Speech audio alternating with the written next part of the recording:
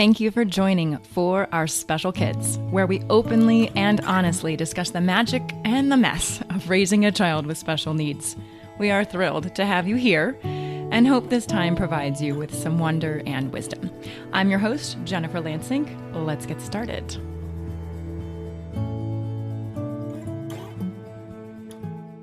Before we begin today's episode, I want to send a huge heartfelt thank you to each and every one of you who has sent me their love, support, and encouragement for the shows over the past 2 months. Many of you have reached out over social media or directly emailing me with your responses to the episodes, and I get chills just thinking about what you've shared, about the tears that have flowed or the laughter our speakers have inspired. I truly appreciate you being a part of the For Our Special Kids community. All right, on to today's show. I am super thrilled to launch a series I'm calling Let's Meet Amazing. The goal is to honor and highlight you, the amazing mom, dad, caregiver, teacher, or family member that is seeing the magic in your child. Lexi, who we're interviewing today, reached out to me after my interview with Denise Carell on intuitive parenting. And this is what she wrote. Hi, Jen. I just wanted to say thank you for your beautiful podcast. I just listened to all of them. I'm a mom to a beautiful, funny, bright, almost 8-year-old boy who is also neurodivergent. And moms like us need to hear this. Thank you so much. Well, Lexi and I started a dialogue over Facebook, and what do you know? She's our first Let's Meet Amazing mom. What fun. So exciting. Anyways, I wanted to set a few expectations. First, for privacy issues, Lexi asked that we not use her son's name. I completely understand and respect her family's decision. So there are a couple of beeps in the episode. She's not swearing. She accidentally used her son's name, so I just beeped it out for us. Second, we get into a few topics that really stumped both of us on how we portray our children in public or with strangers or in those uncomfortable situations, or even before people meet our child. So if you have a thought or a technique that you use in situations like that, I would love you to send it either to jen@forourspecialkids.com or to forourspecialkids@gmail.com. I'll be sure to share it on future episodes because I think we will all benefit from everyone's ideas. Third, around minute 26 or 27, I actually say, get this, awe-dropping. Now, I think this is a new word for anyone who experiences something where their jaw drops and they're in awe. So feel free to use awe-dropping wherever appropriate. And finally, I do say S-H-I-T in this episode. I'm sorry. If that's too much for certain little ears that might be listening with you, then you might want to listen to this one in private later. All right, on to the show, and let me know what you think. Enjoy. Lexi Weinberg is a mom of 2 beautiful children. Her son, who by the time this airs will be 8, and a daughter who is 6. She is from Pennsylvania and lived in New York. As she says, she was a New Yorker for 12 years. She recently returned to her small hometown, but also she says it's like a Hallmark movie without any of the romance. But she is home with her family now in Pennsylvania. Lexi has a background in the performing arts and event planning. She was in the corporate world for a while she was having kids, and then now is currently working in architecture and new home design and construction. She is a lover of books, crystals, and classes. I am so happy that you're here, Lexi, joining us today. And I cannot explain to you how wonderful it was to have you reach out. So thank you for doing that. And thank you for being such a positive light in this world and how you view your child. Thank you so much for having me. It's so good to have you here. Thanks for joining us. So tell me about your son and when he was diagnosed with autism and how that process worked for you guys. He was 2.5, almost 3, and he had a bit of a speech delay. He did a lot of what you would call echolalia. So he could repeat any word you said. Like if you could say, oh gosh, Mississippi, and he could say Mississippi. It was the lack of using the words in communication that I guess you could say qualified him as having speech delay. And so they advised us to have speech evaluation and then also an autism evaluation, or just to see if he was on the spectrum. And I went into this thinking, there is no way. He is a happy, healthy, bright-eyed, beautiful, perfect baby. I know everybody thinks they have a perfect baby, but I think it's a It's perfect true. baby. We all think that, but I understand what you're saying about I didn't think I'd get a diagnosis when I left my neurologist. So yeah, I can feel it. Yeah, exactly. I thought we were going to this developmental pediatrician and we had to fill out a lot of questions, and she spent about 20 minutes with him and then comes back and delivers this news. It's really quite brief. It's, by the way, your child's on the autism spectrum disorder. Here's some paperwork and a pamphlet. Bye-bye now. And you're like, what? Uh-huh. And so I go to do way more research than that. And I just don't even understand what anybody is talking about. For example, poor eye contact. I'm like, what are you talking about? This child looks directly at me. He looks into my soul. When I look into him, it looks like his eyes, like it's like looking into an ocean. Like, I don't know what you're talking about, poor eye contact. Or even the poor communication component. I was like, literally never had a problem understanding him. No matter how many or few words he was saying, I understand perfectly what he needs. I don't know what you mean by poor communication. I just didn't see these things. And, on paper, did I understand he didn't use as many words in conversation as a neurotypical child? Sure, I intellectually understood that. But I was like, I understand him perfectly well. I don't know what you mean. So that was like one example. It was literally the absence of a symptom. Actually, I was like, that this just doesn't apply. He is in there, Right. and can speak to you fine in his own way. And then fairly recently, actually, it was in Denise's class. Yeah. Love Denise. Denise Carell, who we're chatting Oh about. yeah, I'm sorry. No, you're fine. Denise Carell. She used to work with special needs kids, and she was saying, just how much she used her intuition with special needs children, especially ones that had communication difficulties. And it hit me like a ton of bricks. Oh, that's what's been happening all these years. That's it. It was just intuition. It Yeah. was, he communicated in his own way what he wanted or what he needed or what's important to him. And I received it. So that makes a lot of sense now. Yeah. There's been other moments where he'll say something so honest and so true. And it's just like, oh my goodness, your soul must be, I don't know, 5 million years old. I love that. I think, first of all, what you said about getting the diagnosis is so true, right? Like they come in because these doctors or pediatricians, whomever, they're dealing with it every moment of every day. So for them, it's really just check the box. Yep, this one qualifies. Okay, next. And for a parent, especially for me, I can't say for you, but I can feel that's probably the same thing. It was like someone turned the lights off on me. I was like, no, what? And why are you not being more compassionate about this when you're talking to me? Right? You just, I mean, I remember just going completely blank. Like, no, what? And, I talk about that on the website a little bit where I feel guilty about having those emotions of no, like, no, in your head, right? Like, no, this can't be. No, my baby's perfect.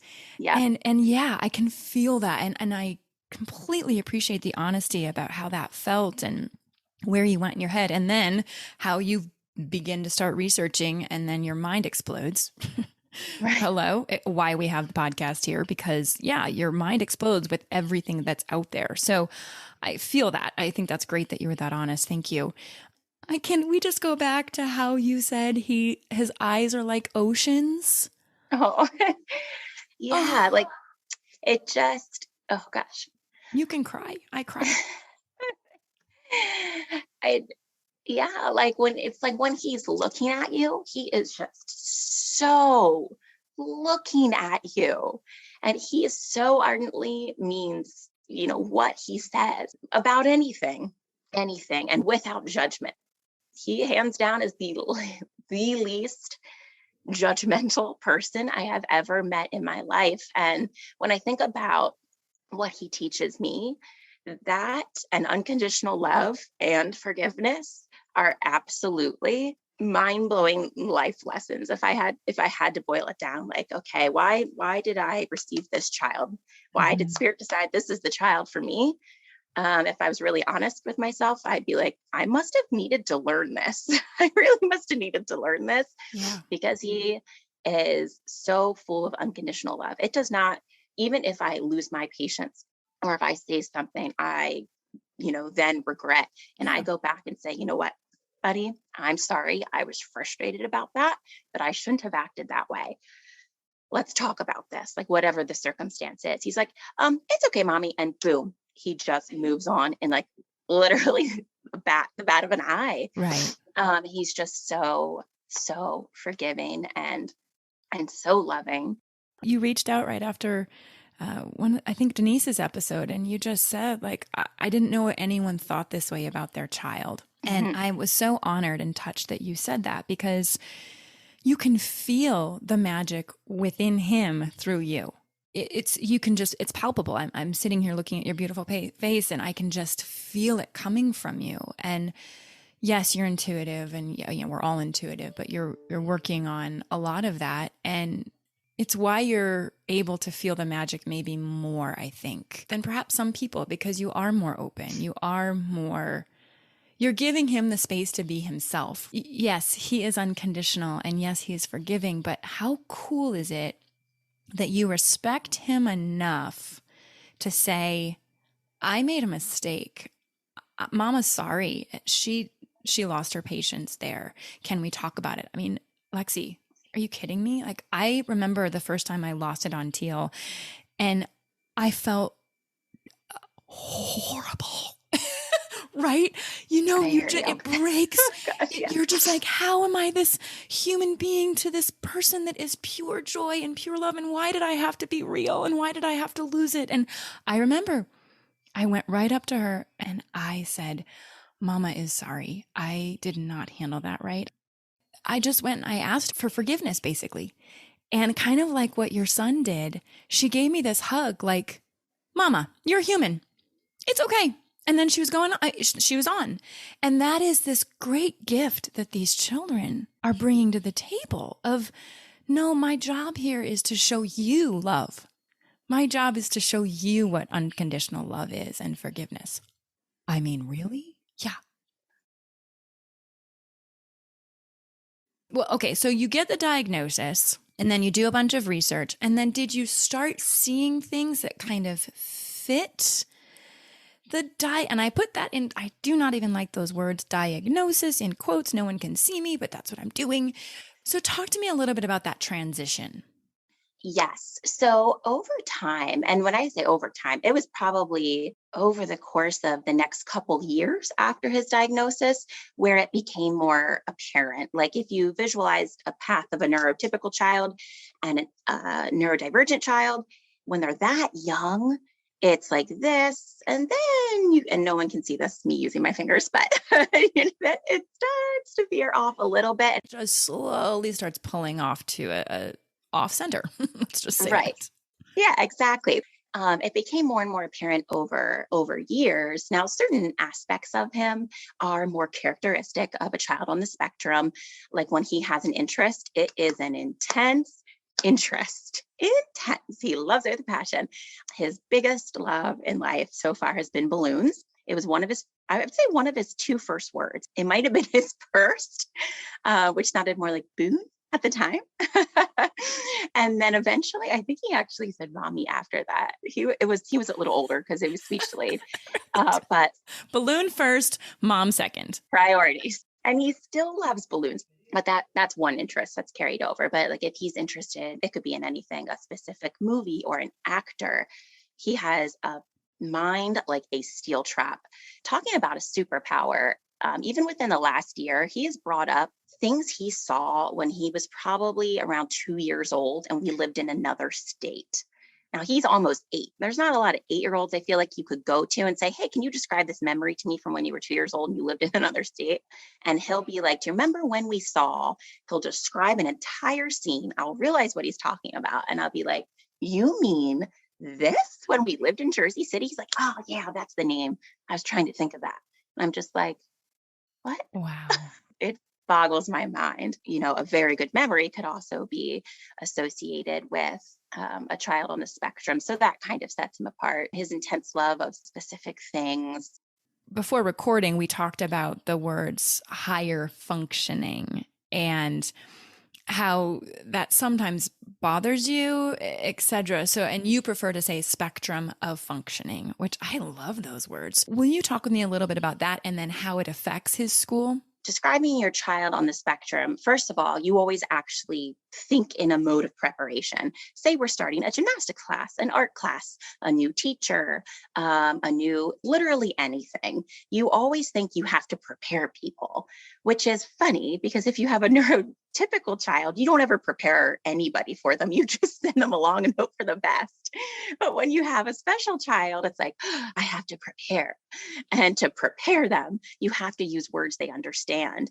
And I've been asked enough times basic questions to know that I simply need to say, yes, he has autism, but he is higher functioning. And I hate that word because I don't think of him as high functioning or another child as low functioning or any person as functioning on some sort of qualitative scale. I just think of us all as on, like you said, on a spectrum of functioning.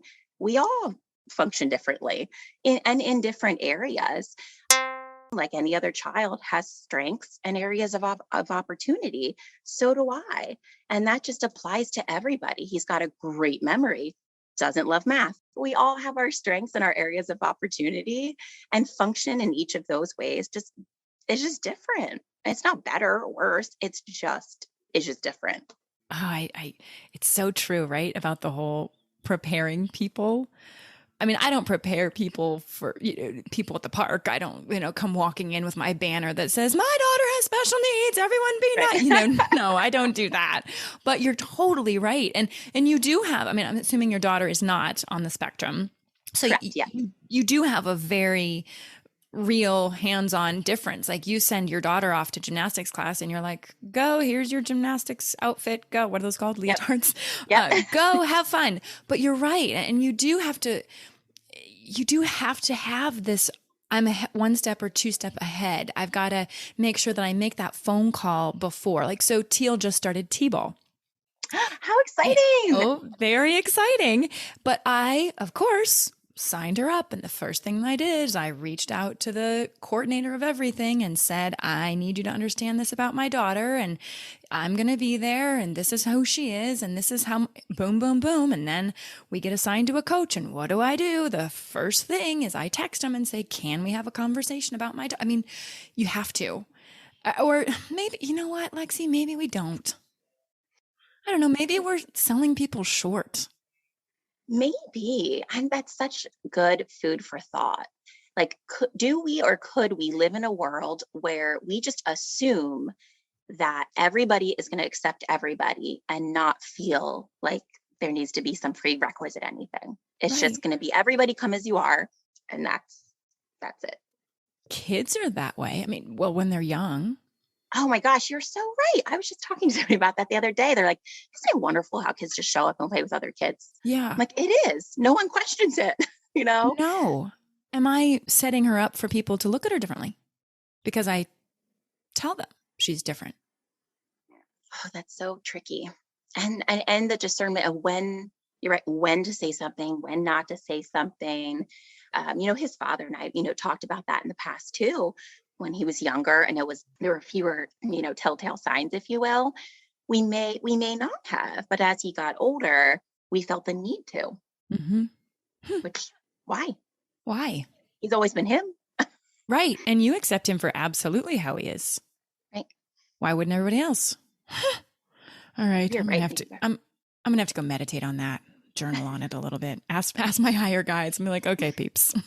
Or maybe I'll just go ask Teal's higher self and see what she says about it, because I guess she's the one who I should listen to most. Maybe ask your son. That'd be interesting. Yeah, very. So you and I talked about a really fun story, which I think is a great example of how you use your intuition to help him communicate. And you also help him be more understood, kind of like what we're chatting about. But you told me about when you had a friend in and he just said, when are you leaving? So set the stage for us about that fun story and then help us understand it better. So our friends were over one day and he's like, Mr. Matt, when are you leaving? And I said, oh, just so you know, he actually wants you to stay. That's why he's asking, when are you leaving? Because he needs to be prepared for it. He wants to know, he always wants to know the plan. It's always better that way. There's less anxiety because he wants to know, he's worried about it. He doesn't want you to leave. But if you don't know that, you're like, not yet. Like, do you want me to leave? Well, can you imagine if you as an adult walked over and said, actually, I've done that. I've done that at some of my dinner parties when people are staying way too long. I'm literally like, okay, when are you leaving? But it's different because I know I need them out of my house. But as a child coming up, I think that's such a great example of just this raw honesty, but then how that can be interpreted wrong. Mm-hmm. Or, if he said that to a child and you weren't there, mm-hmm. that could be a tricky thing. Do you talk with him about that type of communication? So it's funny you actually bring this up because you're right. His honesty can be a challenge because he is just so honest. Like I said before, zero judgment, but very honest. So one time he went up to a mom at the playground and he's like, you look kind of old. And I was like, oh my gosh. Insert Lexi quickly shoveling the mulch to crawl in a hole and just melt because that's what I was doing. And then I quickly explained, I was like, he doesn't mean that badly. It's not bad. He does not mean that as an insult. It's black and white, and he'll just describe things in black and white. It's purely an observation. He doesn't care if you're old, young, big, little, purple, blue, covered in polka dots. Doesn't matter to him. Right. But he still just observes what's right in front of him.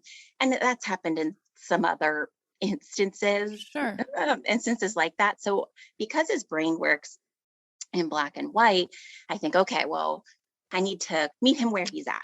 So I simply explain in terms of anything with a physical appearance, it's not even the important part. It's what's on the inside that's important. But if you want to say something nice to someone, like you like their shirt or their hair or their glasses, because you just want to compliment them, you go right ahead and do that. And I don't want him to feel like he's self-editing his whole life, but also we don't want to inadvertently make anyone feel bad about themselves. So it's an interesting or a fine line. It's a very fine line because and I do believe this, we never want to take away the beautiful part of these children, the beautiful part of that honesty, the beautiful part of it. And I'm replaying it in my head. Like, so he says, you look old. And then your anxiety kicks up because you're a typical person, like mine would as well. I'd be like, no, right? Just like slow motion, like try whatever. But at the same time, if you hadn't jumped in, how did the other person handle it? She was wonderful. So sweet, so understanding, literally just laughed at herself, which is probably what I would have done. It's a child, no matter what.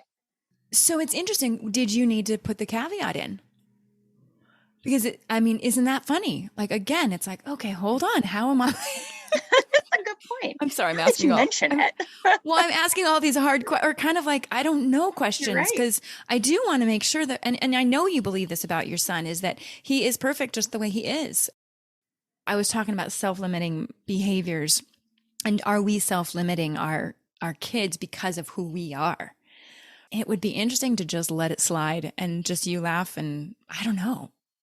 Oh, that is such good food for thought. I'll have to really think about it next time something like that happens and not feel the need to be like, Because it's not that you don't love him. It's not that you don't think he's amazing. It's you're trying to prevent someone else from feeling bad. And yet we don't control how anyone else feels.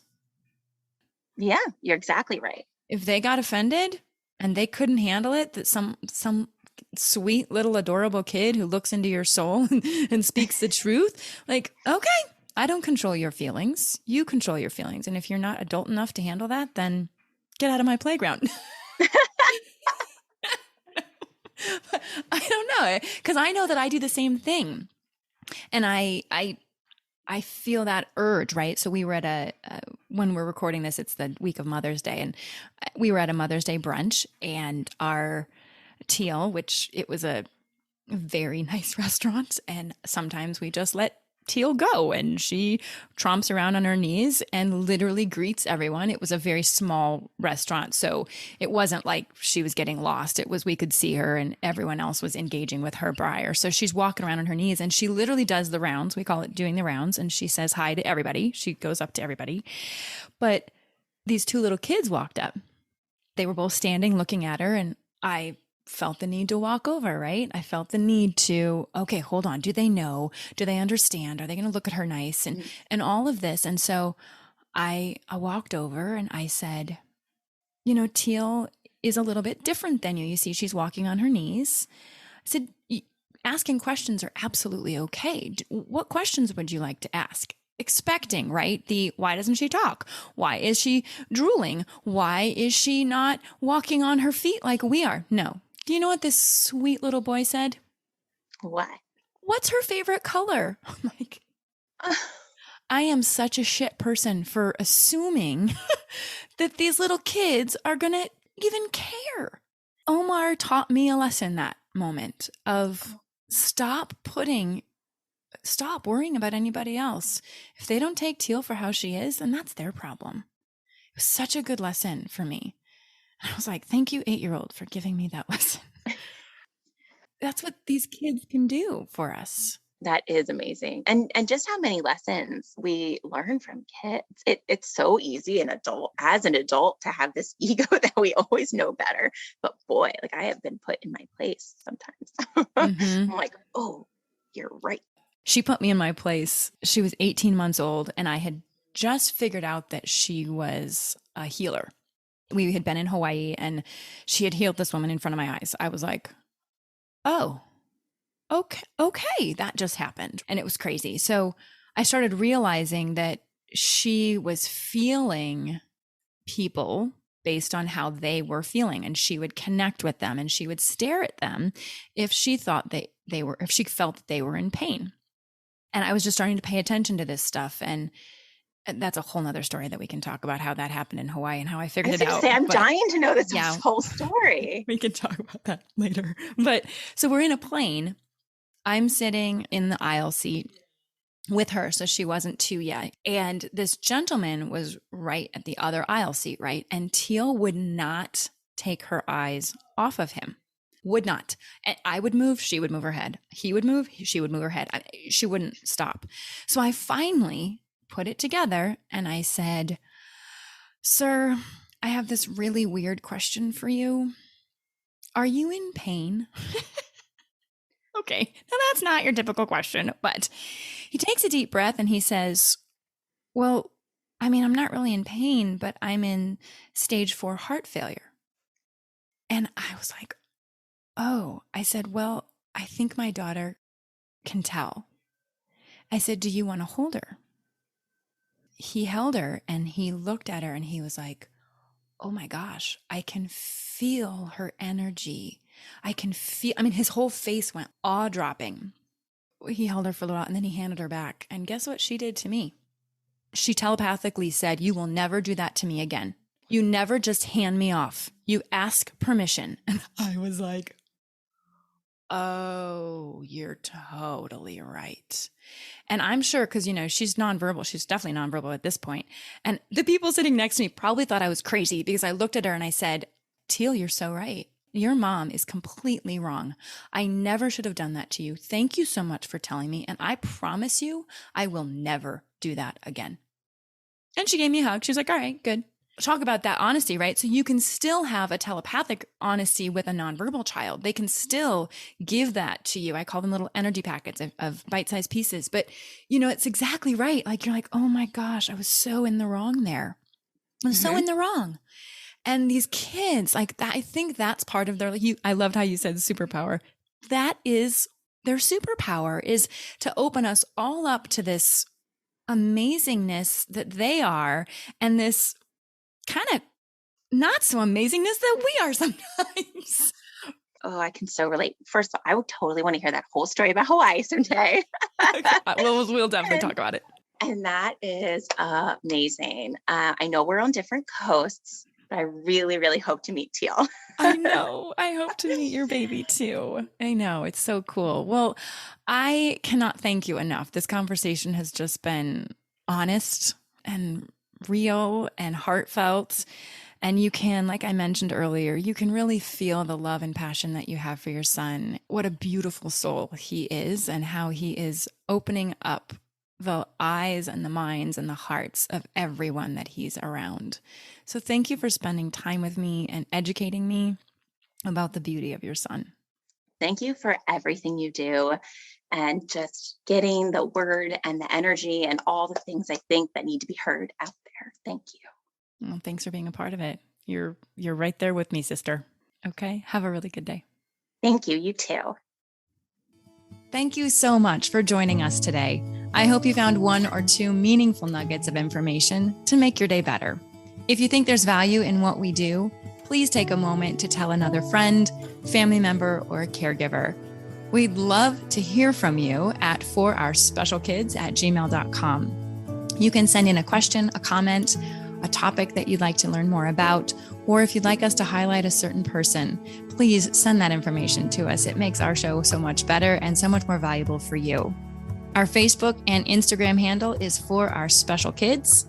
And finally, remember to witness the wonder and the wisdom within yourself and others. Until next time.